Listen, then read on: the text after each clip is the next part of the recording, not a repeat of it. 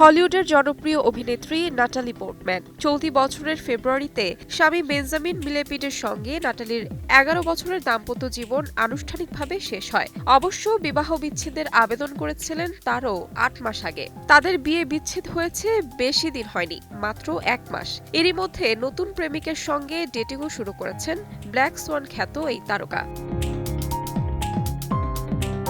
সম্প্রতি এমন খবর দিয়েছে মার্কিন গণমাধ্যম। ৪৩ বছর বয়সী অস্কারজয়ী এই অভিনেত্রী বেঞ্জামিন মিলেপিডের সঙ্গে ডিভোর্সের পর তার প্রেম জীবনের নতুন অধ্যায়ের সূচনা করেছেন। প্রেমিকের নাম টাঙ্গুই ডেস্টেবল, যিনি ফরাসি সঙ্গীত শিল্পী এবং প্রযোজক। সঙ্গীত জগতে যিনি টেপার নামে পরিচিত।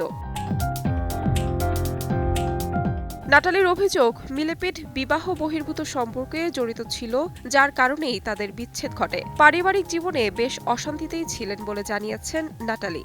যদিও এই অভিনেত্রী তার ব্যক্তিগত জীবনকে বেশিরভাগ সময় গোপনে রেখেছিলেন। তবে ২০২৪ সালে এক সাক্ষাৎকারে অভিনেত্রীর ব্যক্তিগত জীবনকে ঘিরে জল্পনা কল্পনা সম্পর্কে জিজ্ঞেস করা হলে তিনি বলেন, খুবই ভয়াবহ এবং এটি কন্টিনিউ করার কোনো ইচ্ছে নেই আমার। তখন থেকেই মূলত মিলেপিডের সঙ্গে তার ডিভোর্সের গুঞ্জন ওঠে।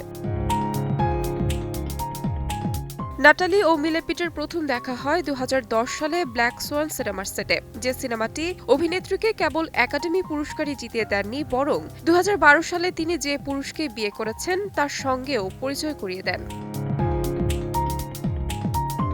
তাহমিনা তন্নি, সময় সংবাদ।